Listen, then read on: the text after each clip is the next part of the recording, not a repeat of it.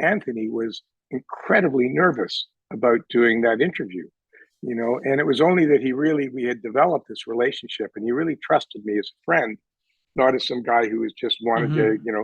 throw him in front of a camera, get some permission to leave. We were friends at that point, and that I would be respectful and take him through it, in a way. And yet he was still incredibly nervous. So, like on the way there, he said, I just need something to settle my nerves. Maybe we could get a bottle of wine or something. So, and so we stopped and picked up a couple of bottles of wine to take to the studio. And it ended up, he needed that in his hand to just feel comfortable and go forward. And that's how the whole wine thing happened at the beginning of that. And, That's and, so and you good. see that it was throughout the interview at that point. It was necessary. It's Johnny Late Night! And now here's your host, Johnny Rogers! Welcome back, everyone, to episode number 66 of the Johnny Rogers Show. My guest on the podcast is the director of a brand new documentary called Revival 69, the concert that rocked the world. He's also an award-winning Toronto filmmaker. His feature documentaries have garnered acclaim worldwide and have aired on major networks and platforms. The film Revival 69 revolves around the incredible story of how, against all odds, a life-changing concert came together. This never-before-documented story reveals a series of colorful characters, murky deals and broken promises, and holding it all together was a young renegade Toronto concert promoter who assembled an all-star lineup, and I mean that, an all-star lineup for the concert. It included Chuck Berry, Little Richard, Jerry Lee Lewis, Bo Diddley, Gene Vincent, Alice Cooper, a young Alice Cooper we should say, and The Doors. Not only that, but John Lennon was booked a day prior via a crazy set of circumstances. Ladies and gentlemen, without any further delay, please welcome my guest today on the podcast, director Ron Chapman.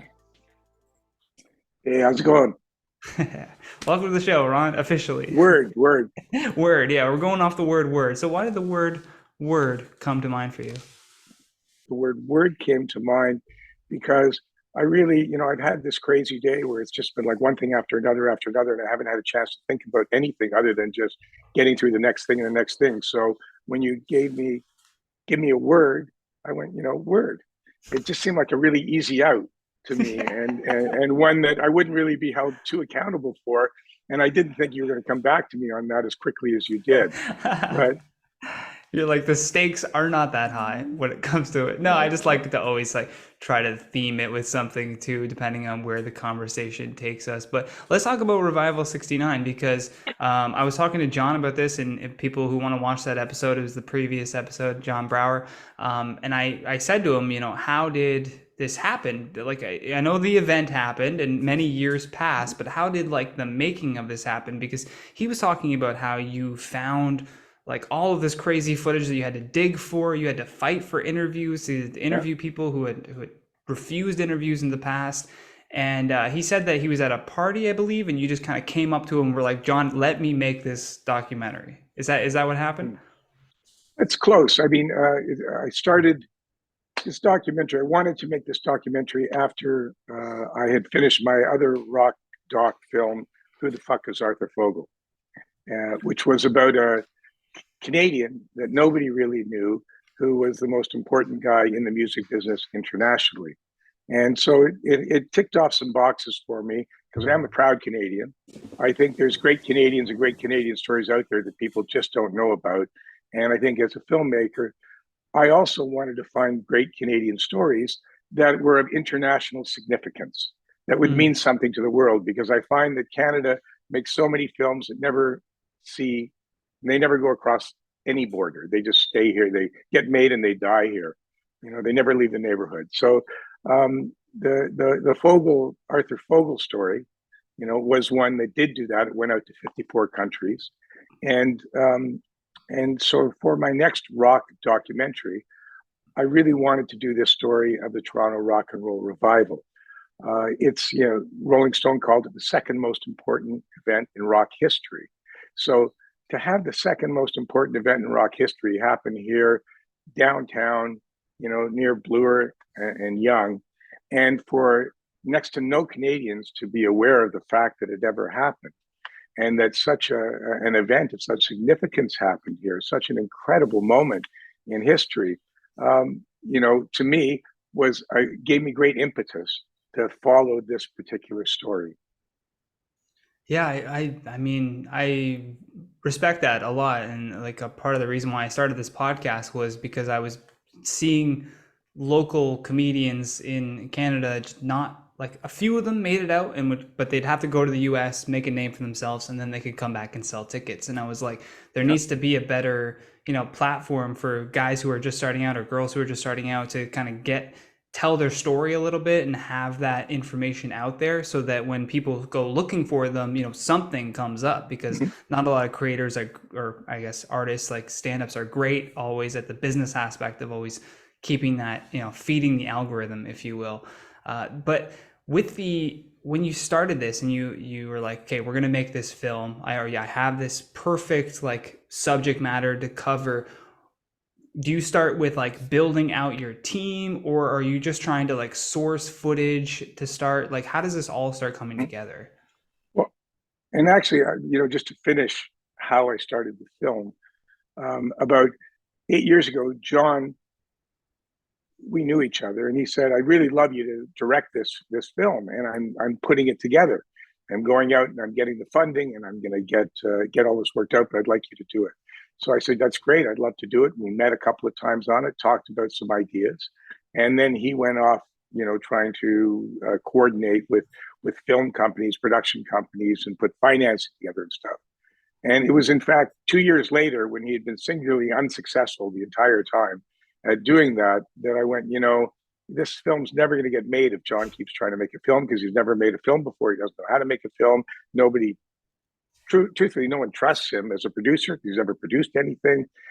So, I think I need to try and step in and take control. So it was at that party on New Year's Eve, 2 years later, 6 years ago, where I went up to John. I said, "John, I want to make this film, but you've got to step back. You got to give me the film. You got to get out of the line of fire. You're the subject of the film. You're not going to be the producer of the film. You're not going to be the one who, you can't do a film about yourself and have any distance. So really, I want to do it, and you got to step out of the way." So, and that's what happened.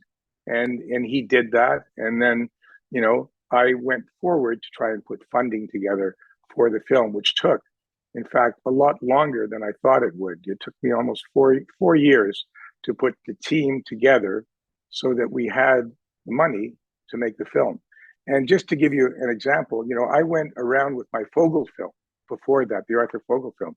So here I am doing a film on the most successful Canadian, or the most successful man in the music industry internationally, who had done 8 of the top 10 tours of all time, who was personally responsible for U2, Gaga, Madonna, The Police, Rush, top artists and groups, touring in more countries than anyone else in the world.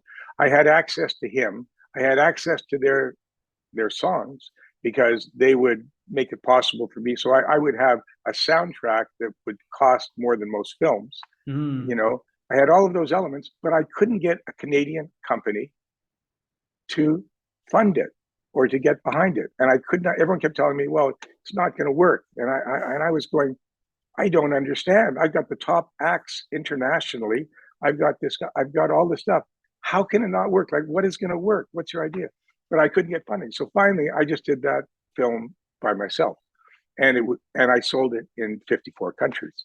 Wow. And it was very successful. This film, again, took a long time to get the money for the film. There was interest in it, but I mean, in fairness, the film industry has been through a lot, and so it becomes more and more difficult to get funding for projects like this. But it did take a fair bit of time.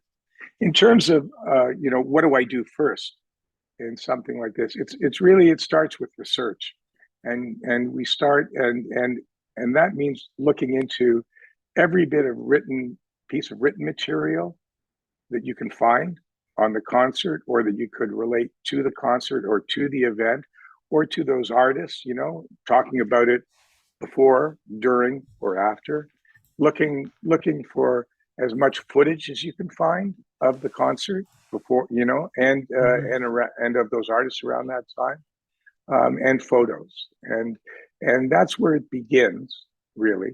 Um, and also, it begins with John's story, because John is really the foundation to the film. The only constant from the very beginning of the film to the very end of the film is John Brower. So his story lays the foundation for, and the narrative, the ultimate narrative. Everybody else comes in and fills in details along the road, and their stories come and they go. But at the end of their story, John continues because he began the concert, birthed the concert, and was there at the end of it.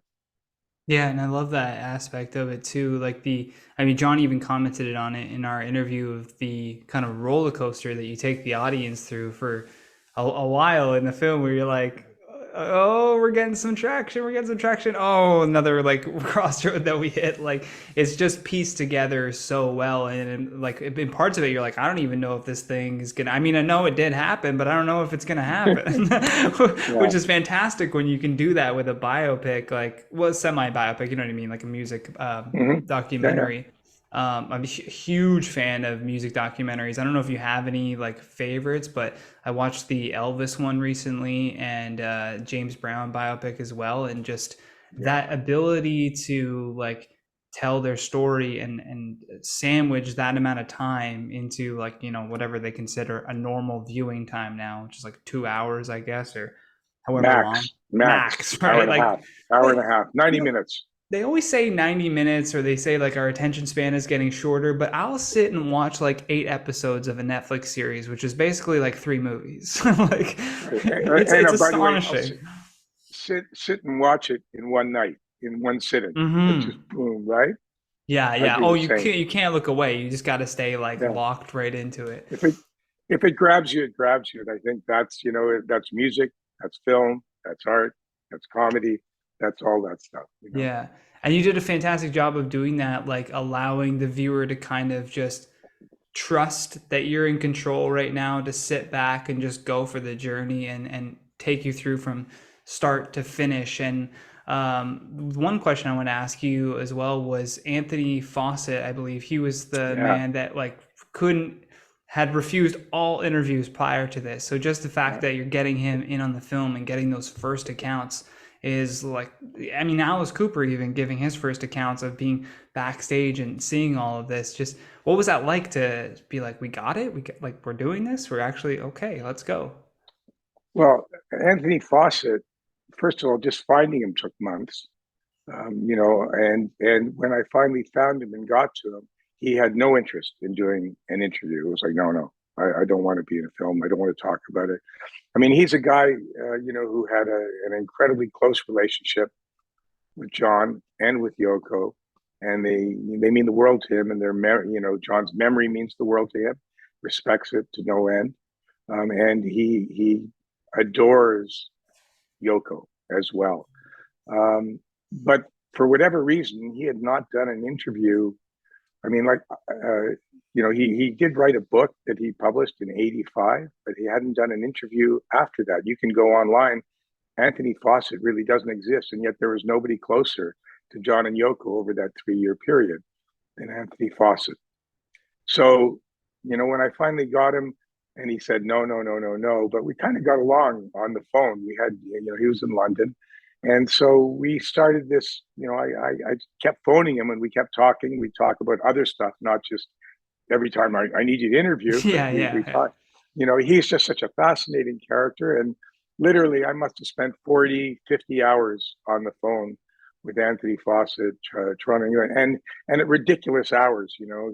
It'd be like 4 in the morning in England, and he'd be calling me, and we'd be talking for a couple of hours. He's just an incredible man who has, an incredible history.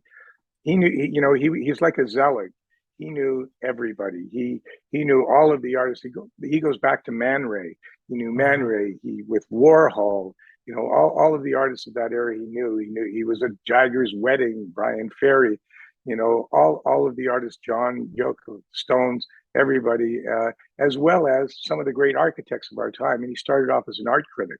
So he is, erudite. He's so he's so informed. You know, he has such a history of knowledge and people. It's just fascinating. And so I was endlessly fascinated by Anthony Fawcett. And he was really the big find in the film. The story I knew, you know, and clearly, you know, there were little moments where people filled in things that I didn't necessarily know. And I go, wow, that's interesting. But Anthony and when I went, I spent about 4 or 5 days with them and hung Wow. out with them. And yeah, he was just fantastic, really special.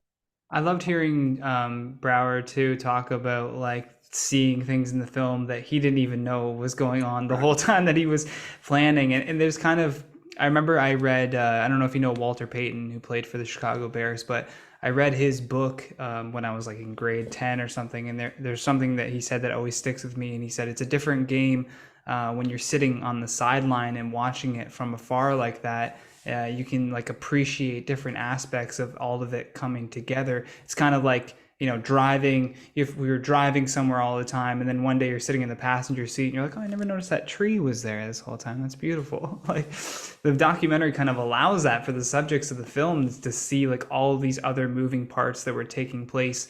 Like even just hearing that from you, the story of how you had to be on the phone with Anthony Fawcett for hours and hours and hours and hours before he finally agreed to it. Now I'm going to rewatch the film with that in mind, and it's going to make it even better when he's talking on the screen. So like that's why I love the internet and sharing information. A couple of things. First of all, you know, you you're right in saying that you know, having that knowledge, you would then look at the interview in a different light. So know that Anthony was incredibly nervous about doing that interview, you know, and it was only that we had developed this relationship, and he really trusted me as a friend, not as some guy who was just wanted to, Mm-hmm. you know, throw him in front of a camera, get some permission to leave. We were friends at that point, and that I would be respectful and take him through it, you know, in a way. And yet he was still incredibly nervous. So, like on the way there, he said, "You know, I just need something to settle my nerves. Maybe we could get a bottle of wine or something." So, and you know, so we stopped and picked up a couple of bottles of wine to take to the studio, and it ended up, you know, he needed that in his hand to just feel comfortable and go forward, and that's how the, you know, the whole wine thing happened at the beginning of that, That's so and you great. see that it was throughout the interview at that point. It was necessary, you know. Yeah, yeah. And you were also talking about John Brower seeing things that he didn't know went on. You know, I used to be I mean, I was a concert promoter as well. And you know, when you're promoting a concert, you're taking care of details. Every now and then you stop, you go, you look at the band, you go, wow, that's amazing. You have and then you got to go do your next thing. You know, you get moments where you can listen, but really you're making sure everything's going the way it should be going. And this wasn't just a concert. This was a festival. I mean, you know, this was a 12 hours, so many acts, so many artists, so many So managers, many. so many things to deal with. So yeah, John, and in that time, John left the concert, went to get Lennon, and came back again. So so he would have missed a lot of stuff, no question. Thank God. And like there's just a fascination too that I have with people who choose. I asked John, like, I'll ask you this question later, but essentially asked him, like, you know, give advice to your younger self. And he was like, become a lawyer. Like, and it's so funny. Like, he's obviously joking and appreciates the life that he had, but like, there is something there. You have to be a little crazy to just decide, like, yeah, I'm not gonna just go, you know, work at the insurance branch or at the bank, or you know, I'm not gonna go be a teacher or something. I'm or a firefighter. I'm gonna do this. Like, what made you? Was there a pivotal point in your life where you were like directing, nothing but that, or music and concert promotion, nothing but that, but you had to decide between two things? Well, yeah, absolutely. When I was a kid, I wanted to be a musician. You know, I had a band.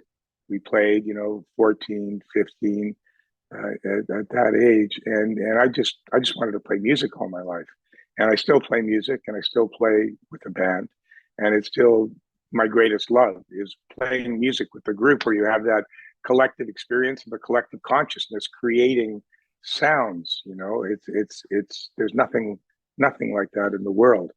Um, and I left school. I mean, I left school, you know, just before I was 17. I mean, I knew that school wasn't the place for me. I knew I wasn't going to end up, as John said or suggested, being a lawyer. You know, I just loved music, and I wanted to be a musician. Now that, you know, that was the first, and then I became a manager, and then, you know, I ended up getting a club, and I ended up doing promoting, and I ended up producing records, promoting concerts, and then I got into, you know, video and film, doing rock videos, things like that, commercials, and then advertising, marketing, and then advertising, and then documentaries. So it's all been, you know, in a sense, a reinvention, but it's really just been a creative path forward. I could say the same to you. You know, when did you decide you were going to be a comedian? You got to be crazy to say I'm going to be a comedian. In the same way that, you know, my parents sat me down and said, look, sure, you want to be a musician, but Yeah. you know that 99% of musicians don't make a living. So maybe you want to go to university first to get a degree in something and then go try to be a musician. The fact of the matter is that if you do that, you'll never end up being a musician or a comedian, because by the time you get through the school process, all that creativity will be crushed out of you likely, and you'll never go forward. You know, it's one of the problems with the structure of our capitalist society, where great creatives are crushed before they get a chance to really bloom because of the pressure of what am I going to do? What am I going to do? I made a bunch of films in Cuba with Cuban artists, you know, and I got to know. And Cuba is really interesting because it's sort of a communist, socialist dictatorship, but it's never about making money because nobody makes any money. So it's like there, You're like if you want to be, free. you know, you're free. No, but it's fascinating. Like if you want to be, you know, a musician, well, be a musician, because you want to be a doctor, you're going to get $25 a week, and it's not enough to live on. But it's because it's a socialist country. You're going to be a musician, you're going to make $25 a week and not have enough to live on, or you're going to be a poet and make $25 a week and not have enough to live on, or a driver. Like, be what you want. You're actually allowed to be what you want to be, because you have no chance of being able to support yourself there Wow. and do what you want to do. And so there is that freedom there where the artists get to be artists from, you know, without that concern of, well, how are you going to make a living and support your family? You know, that doesn't come up because nobody knows how they can support and make a living there anyway. So Yeah, they have nothing it's to interesting. compare it to. Like I find that that's something I'm seeing a lot in, like, because I'm a millennial, but I'm also seeing it in the Gen Z version too, is, you know, Instagram is always filled with people with like mansions and nice cars, and they're on vacation again, and you can very easily be like, I must be a loser. Like, if I'm looking at all this stuff, I am not killing it at life. If this is what life is supposed to be, or at least the pinnacle of it, right? You're like, I'm not even anywhere close to what this highlight reel is. And then you have to kind of, you know, come to your own understanding that, like, you know, comparison is obviously the thief of joy, and focusing on your own growth and whatever you're doing is what's important and what is successful. And I think, like, the more that we have individuals here doing that, the more that you can kind of really shake up the system when it comes to how much we value these types of things. Like, it still blows my mind that comedy itself and music don't really have like validation here in Canada unless you're Drake or you're, you know, some crazy international superstar. And it just shouldn't be that way, because there's a direct impact. Like, I watch this thing and I feel good, right? I laugh or I cry or I, you know, whatever it might be, gain knowledge if it's educational as well. There just should be more funding with that stuff. I'm blown away too that like the CBC wouldn't even help produce something like this. That feels like something that would be right up their alley, that they would have you on every late night show and blowing it out on the radio. It just doesn't make any sense. But I think it's also good because it's kind of like, now, at least with the internet, it's DIY, right? It's all in your hands. And so your success is your success. You don't have to, you know, chip off something to the gatekeepers every time that you make money. It's just, it's for you and it's for your people. Well, I mean, this film, it does have a broadcaster. it does have Crave, and Crave believed in the film from the start and came in as one of the funders for the in the making of the film to help put the financing package together. So after the film finishes its Canadian theatrical run, goes to VOD, and then it will end up. It will be with Crave, and the Crave audience will be able to have the film. Oh, that's So amazing. I'm thankful for that to them. For stepping forward and believing in the project, believing in the film. Yeah, well, you need that to that platform, but I like that even with who the fuck is Arthur Fogel, you're taking those reins yourself and pushing that I forwards and did. proving that you can do this, and it can be successful even when people are saying that it's not. Like how important is that film to you, knowing that it's led to this moment where you're able to put this out and get Crave's backing? Yeah, no, that film, was I had been doing commercials for a long time in advertising, big budget commercials, small budget commercials, but commercials for big international brands. So, I knew what to do as a filmmaker. I knew my craft. The Fogel, but I also knew advertising because I had an advertising agency for 20 Mm-hmm. something years, and I was a consultant to brands and dealt with demographics and things like that all the time. So with the Fogel film, I mean, I was stunned by the Canadian film companies that I went to who didn't see clearly that the film would have that platform. It would have that. The audience was already there. It wasn't like they had to get someone interested in a new subject. It's like the most popular subject there is. The biggest rock stars in the world, biggest songs in the world, touring and all that. It was like, I mean, I was with U2, touring on the 360 tour with them in Mexico and Portugal, France, but for some reason they didn't see it. So at that point, I just said, this is ridiculous. Like, I know that people are out there that they're going to embrace this film. So I'll do it myself, And I mean, luckily I was able to do it myself. And by that, I mean, in terms of I had the wherewithal to finance it. It was a huge risk for me. At the same time, I didn't look at it as a risk because I believed that, the market was there.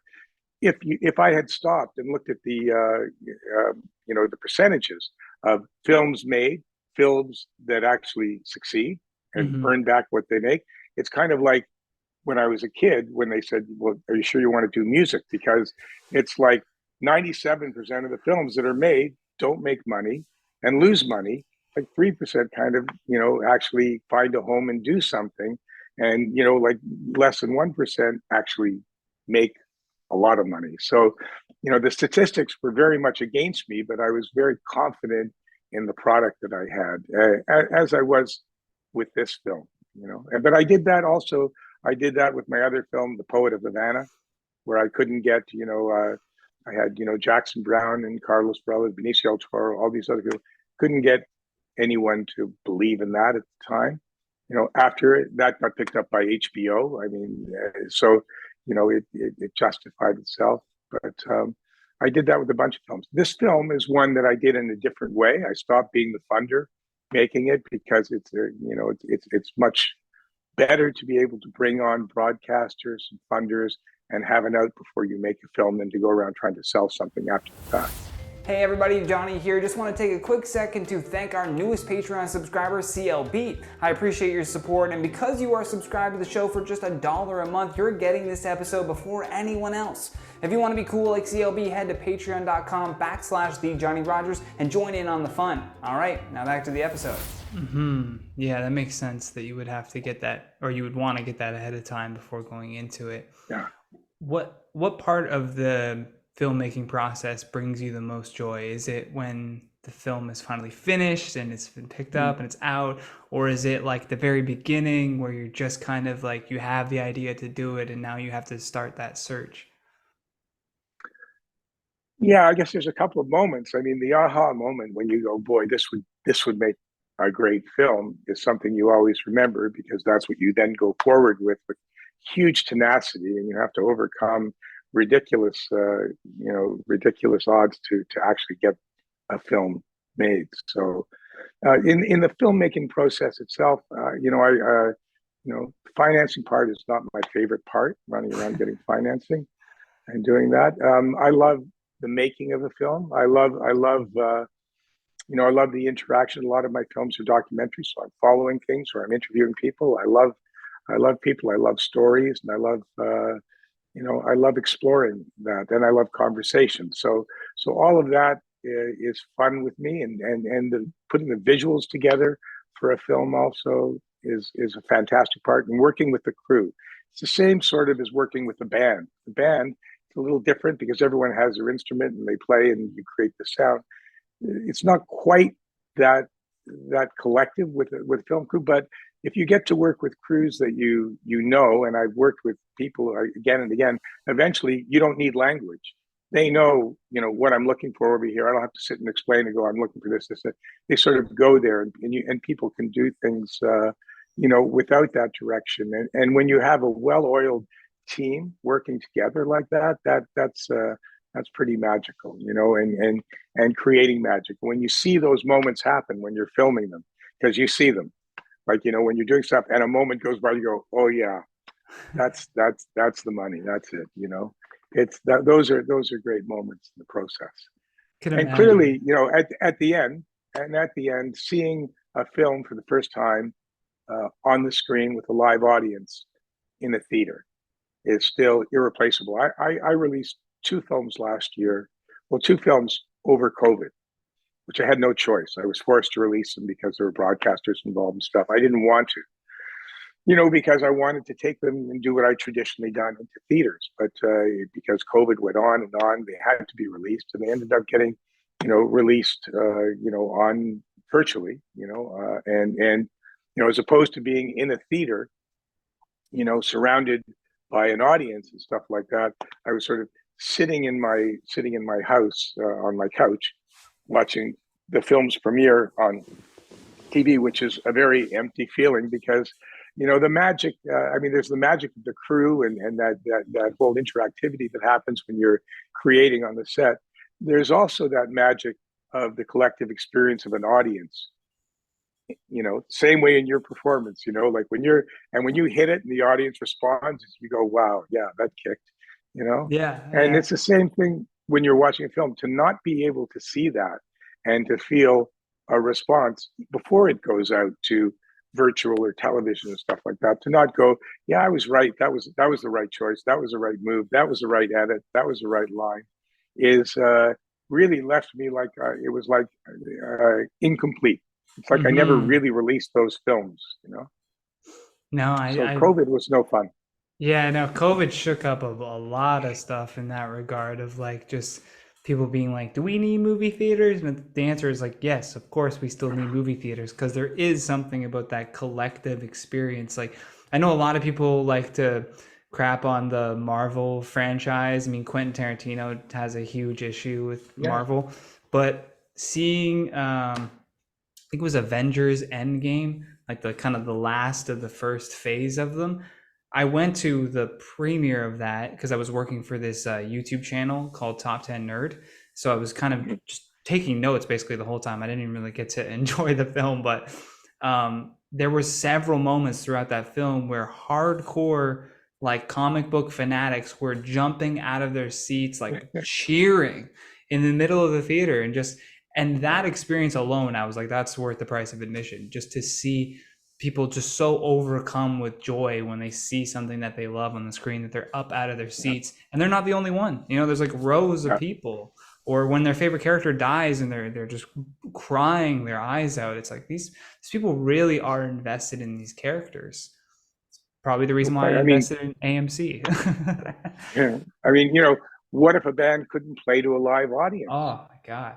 What if you never got to play for a live audience? What if it was all virtual? What if a theater company could never play to a live audience? A stand-up comic, imagine your job I went never crazy, playing to a Ron. live audience, going, geez, I wonder if they like that. Oh, how I went to a Zoom comedy show and I was like, yeah, I can't do this. I can't. Yeah. There's people like they got their camera on, but they're not paying attention to the comedy that's happening, or they're a cat now, and I'm like, who am I telling jokes to? I went so crazy. I wrote and produced a hip hop album.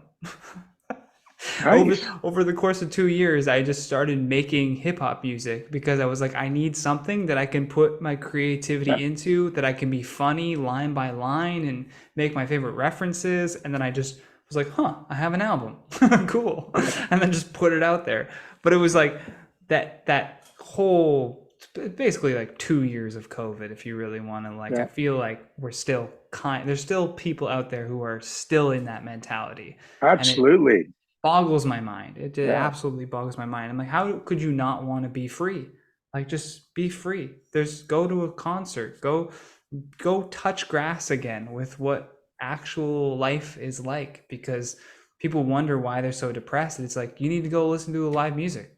Like, you just go to a local bar and watch any band that Yeah. goes on stage. You'll have a good time. Guaranteed. Yeah. Guaranteed. Hopefully we'll come Yeah. around. Well, I think there's a lot of people who are still worried, and there's certainly a lot of people that are still sick and getting COVID.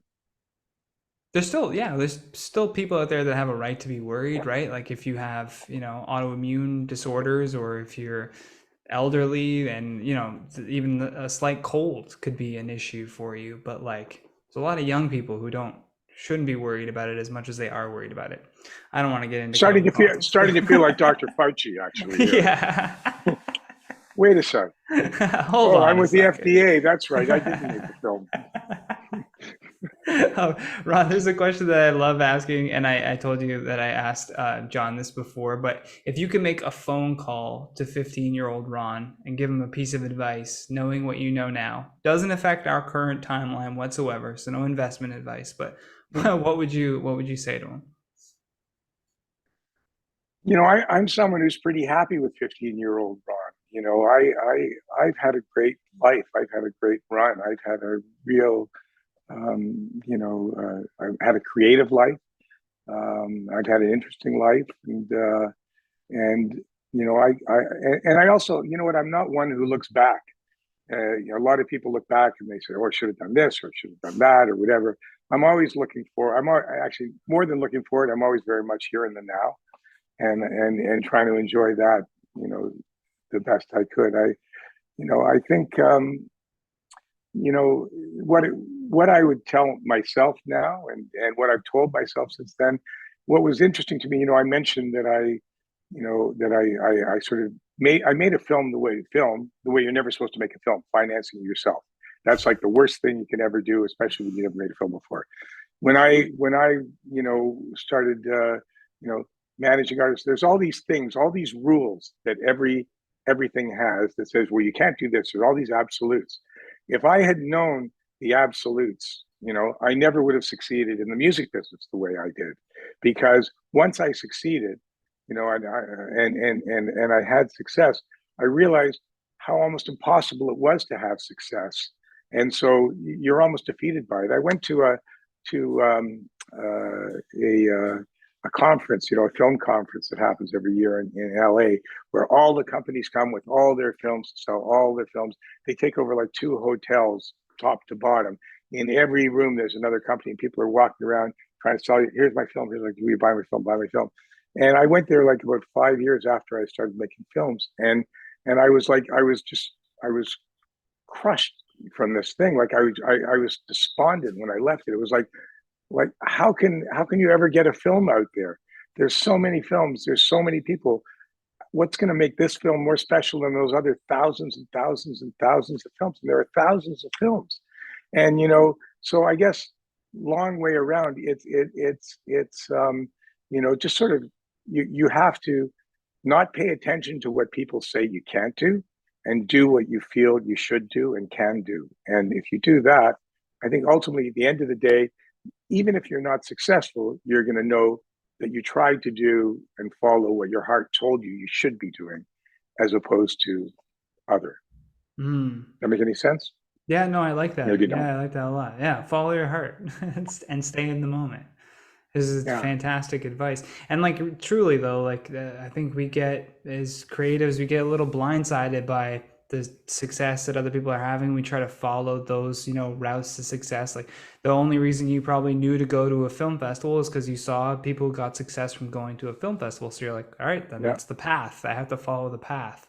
And then Yeah. just, realizing that there's no path. It's the only path is your own. Just focus on your own thing, follow your heart, and you'll always be happy, no matter what the Yeah. perceived success of it what might be. I love too that like all of your documentaries consist of, you're very behind the scenes. You don't put yourself. You're very like you're putting you're giving someone a platform that you believe deserves to have a platform and people need to know about and people need to find out about. So I want to ask you, if someone comes to you a little, maybe 5 years from now or 10 years from now, and they're like, Ron, I'm going to make the Ron Chapman film. Are you signing up for that? Or are you going, hell no, I'm not doing that? You pulling an Anthony Fawcett? Geez, you know what? Who knows what 5 years from now Ron is going to be like, and what I'm going to be thinking, and what I will have done between now and then. You know, that's a tough question, and it's very interesting and a smart question to ask, because what do? I go up to people and I go, I want to make a film about you, Yeah. and then I convince them that it's a good idea. So, could someone do that? I'm much happier behind the camera, as I guess are a lot of people, as opposed to in front of the camera. In front of the camera took a lot more work for me, and I guess if somebody wanted to do that, I'd have to feel that that they had some take that made it worthwhile. That I You'd have to thought would, trust them. yeah, you'd have to trust them, which is what people do when I make films about them. I mean, you convince them that you have a vision and that they should trust you. Yeah, Hey, that's a good word. See, this is how we come right back around to the start of it. Trust or trustworthy. I don't know. I think trust. I think trust is a good word trust. to describe kind of your Yeah, path and your ability to create. Was you are trustworthy. You're like, I have this vision. It's going to be great, and you need to trust me on it. And then they allow that. They yeah, give control. And it's the same thing I said when I watched the film. I trusted that you're going to take me yeah. through this ride, and it was absolutely beautiful. I want to just show people where they can find out more about you. Let me just share screen here. They go to Chapman Productions. Yeah. Oh, losing the screen here. Zoom is always fun. ChapmanProductions.ca, as well as Chapman Productions on Facebook as well. Do you have any other socials that people should know about? Yeah, I do somewhere. Somewhere. I always love that. Did you want to leave the fans of this podcast any final words for them? Any final words? Well, I hope they get a chance to see the film Revival '69. The film, I really, you mentioned it was a ride. I really saw it as being a rock and roll roller coaster ride. Love It's that. sort of pedal to the metal. The thing starts off and takes off, and it doesn't let up. A lot of films do. They have ebb and flow. There's not a lot of ebb and flow like this. It just keeps building, and it's got a great energy. And I wanted to take people, like, for it to be a time capsule, to take them back to a time. Once upon a time, there was no Live Nation, there was no AEG, there was no corporate rock. Lawyers and accountants weren't running the film business and the music business, and a 22-year-old promoter could just, with a lot of gumption, do what John Brower did, call up artists, put together festivals out of or and pick up the phone and call John Lennon and actually get him on the other end of the line. Who's going to pick up the phone and get anybody? Like, John Lennon was the biggest rock star in the world. He answered the phone and he went, oh, go to a festival, play in 2 days. That sounds like fun, and maybe I'll put a band together. I'll get some guys, and we'll just go and play, and then get on a plane and go. And not having ever played before, step on a stage in front of 30,000 people, and it's so rock and roll, right? And it's so much the spirit of rock and roll, and it's so much the spirit of what the '60s really were. The festival is that, it's this incredible. John wanted to bring back these old rockers. He brought back these old guys who 10 years ago, by the way, were the biggest artists in the world. It took that long for them to become obsolete, brought them back, put them on a concert stage, brought in, new artists who were happening, like Chicago at the time, as well as artists of the future, like Alice, who is just, heading off into his new shock rock thing, and the Plastic Ono Band. It was like this meeting of the past, the present, and the future. And it was just a magical, magical moment. Everything that happened. And, when you see those artists, you see their energy putting out, they knew they were all on the stage together. By the way, that was the only time that all those artists were ever on one stage together. The old, Chuck and Little Richard, and Jerry Lee. Watching each never other, happened. Never happened again. And they were playing it like this was it, right? We're back on a stage. They've been playing, whatever, Holiday Inns or airport bars, whatever it was. All of a sudden, there they are on a festival stage in front of 30,000 people. And by the way, Jerry's going to play next, and Bo's going to play, and Little Richard's going to be on. So I'm going to, I should be the guy headlining. It's like Little Richard. I don't know if John told you that story. Yeah, he told me that story. So very much that. Everyone thought I'm the king of rock and roll. I'm the king. You know that. He called him Mr. Doors. I just was loving that story. Yeah. I said that to John too. I was like, I know in the moment you're kind of just like, yeah, these are my favorite bands from the past. These are the guys now, and these are the people that are coming up. I know I can get the understanding of wanting to put that lineup together. But now when you look back at it, you're like, this lineup is absolutely insane. When you look at the history of rock and roll that's just in this festival alone, and the fact that they weren't all in separate dressing rooms. Like you had, what was it Chuck Berry turning to someone and going, "Oh my God, that's John Lennon," and she's like, "You're Chuck Berry," and they were just that close to each other. No green room, nothing. They're just all passing by each other. I mean, the knowledge and conversations that must have gone on there, just like I would have loved to have been a fly on the wall at the time. Yeah, just Alice talks about that, saying, we were just in awe watching these guys. I mean, these are all our heroes, and here they are all just sort of talking and mingling and stuff. And, they had never seen anything like that before. Amazing. That's the way it should be.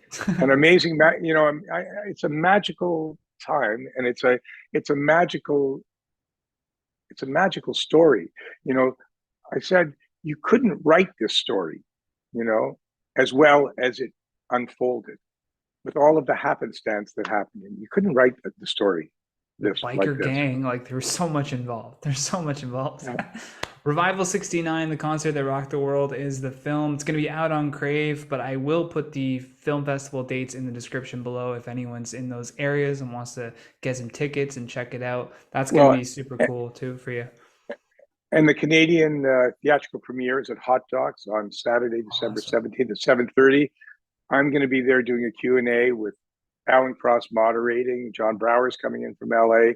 Geddy Lee's going to be there, and Robbie Krieger's going to be on Zoom with us.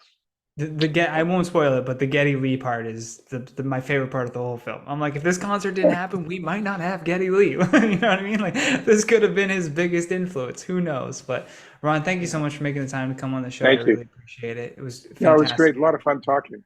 Even when we talked about the film, we even got around to talking about the film occasionally. Yeah, occasionally, here and there. This is a podcast. It's all over the place. Too much fun. Thanks, everybody, for watching. Hope you have a great night, man.